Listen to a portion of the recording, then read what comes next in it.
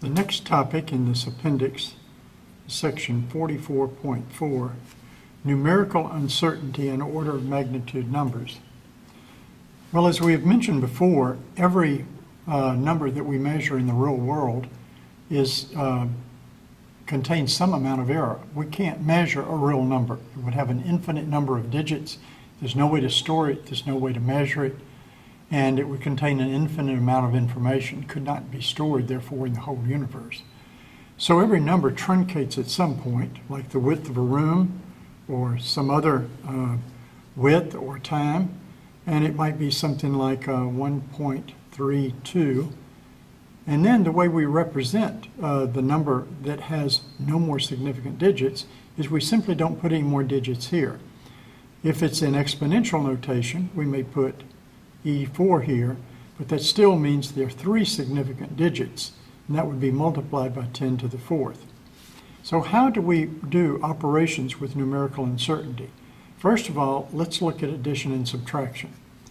If we were to add this number to the following number, 0.012397468, and we're going to add these two numbers, then I hope you would see that although formally you would get 1.33239742, if we wrote these numbers down, it would imply that these numbers are exactly 0.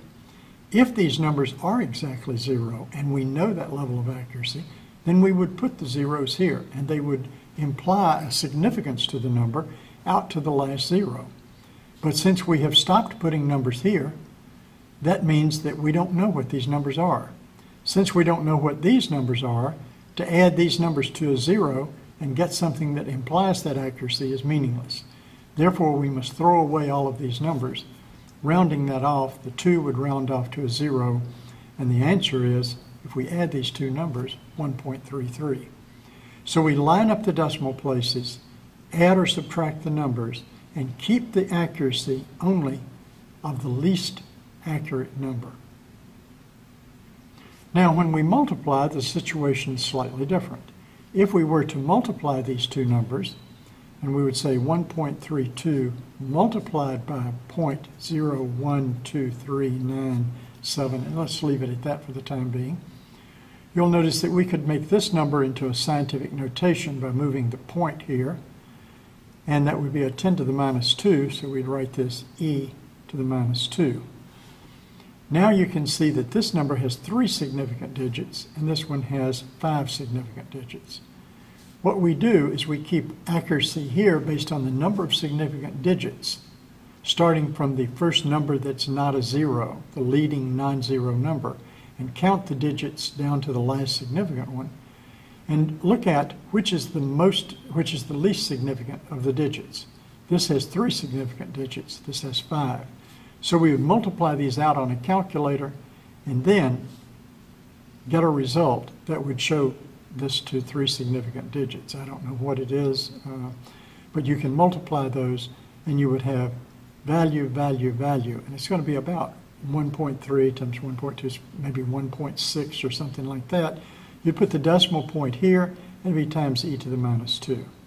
So for multiplication and for division, converting them to scientific notation, we simply count and see which of the numbers has the least significant digits, and then we round to that level. So that gets our addition, subtraction, and multiplication and division of such numbers. Sometimes our uncertainty is very extensive. We may only know the order of magnitude of numbers. What does that mean? Well, you may only know that something is about 1e to the 27. In other words, you don't know whether this is a 2 or 3 or 4 or whatever it is. And in this particular case, we only know order of magnitude. And therefore, we don't have any significant digits. An example of that, a perfect example, is how many stars are in our galaxy. Number of stars in the Milky Way. Well, how many are there? Well, we can try to count them, but all we can do is really estimate. And it also depends upon exactly how you define a star. So there are about 100 billion Billion would be times 10 to the 9th. So this is approximately 1 e to the 11th. But it could be really almost 1 e to the 12th or 1 e to the 8th. I mean, 1 e to the 10th. So it's possible that you could even have a variance here and that this is not totally significant. You only know approximately. So order of magnitude estimates are very important, and all you're doing there is really fixing the decimal place and saying what the power of 10 is. Is it 1, 10, 100, 1,000,000, 1,000, 10 million? And that's what we mean by an order of magnitude estimate.